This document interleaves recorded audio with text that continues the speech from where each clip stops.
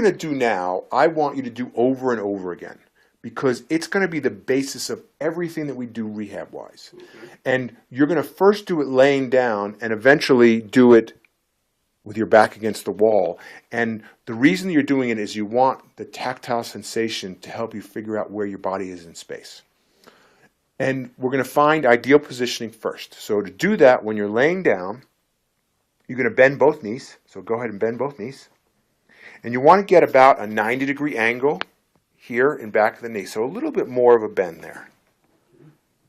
There you go. That looks good. It's right there. And then what you're going to want to do is that you're going to want to tilt the pelvis backwards and forwards. So can you do that for me? So not necessarily lifting the whole body up, just so if you tilt forwards this way and then tilt backwards, yeah, that. And what you're going to do is you're going to go backwards and forwards 3 times and find what you feel is the middle between that. Okay. Then you're going to put your hands at your sides. And you're going to think about putting your shoulders nice and wide, almost like if you could grow them out a little bit. And then the back of the neck long. So what you just did was you did this. Mm-hmm. And what we want you to do was we want you to do this.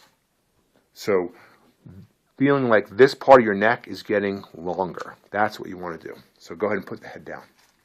So like that. So it's almost like you could almost feel a little stretch in this part of your neck. So this is your ideal positioning. So now we have to teach you some things to help you get it so that you can hold it. And the first thing I'm going to teach you is the powerhouse. And the powerhouse is a combination of 3 things. Breathing in a specific way, contracting a deep abdominal muscle called the transverse abdominis, and then contracting the muscles of the pelvic floor.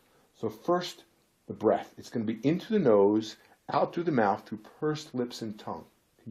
And so it'll look and sound like this. Shh. Can you show me? Excellent. And you really want to try and make a shh sound like you're trying to tell someone to be quiet. Shh. Okay, now abdominal muscles. We have 3 layers of abdominal muscles. We have the rectus abdominis, the abdominal obliques, and the one we're concerned with now, the transverse abdominis. And it goes transversely across the lower belly, and what it does is it draws the lower belly in towards the spine. So if you take 2 fingers, find this pointy hip bone right here. Do it on the left side for me. So you feel the pointy hip bone there, and then you roll just to the inside, and I'm going to do this side. And so what I want you to do is take that breath in now, and then breathe out and try and draw that lower belly back towards the spine. Shh. Push all the way out. Keep going. No, don't stop. Keep pushing the air out. Push. Okay. One more time. Shh. The one thing that you're doing is you're kind of taking the breath and you're letting it come into raising the shoulders. We want the shoulders to stay relaxed because that's a faulty movement pattern. It tends to tighten up all the neck muscles. Okay. Now the muscles of the pelvic floor. Ever heard of a Kegel exercise? Mm-hmm. So that's essentially what we're going to do. So what it is that the Kegel muscles stand in the pelvic floor like this, and the urethra, what we pee through, and the anus, what we poop through, both pass through it. When you contract the pelvic floor muscle, it moves up towards your head.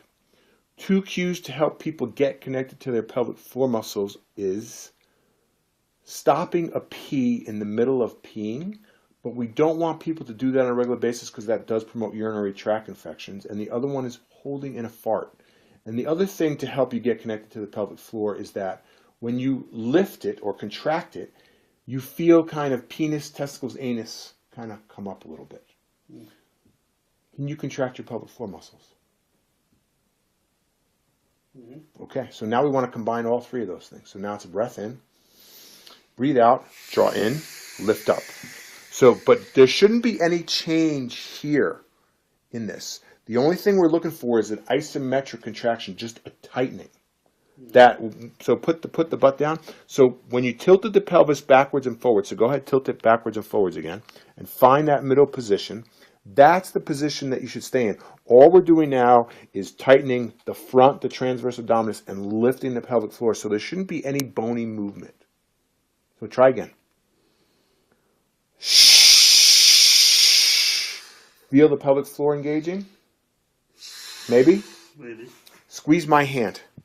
Do it again. Breath in, and then squeeze my hand as you breathe out. Squeeze more, squeeze more, squeeze more. Does that help? No? I'll see a difference. Okay. Okay. Breath in again, and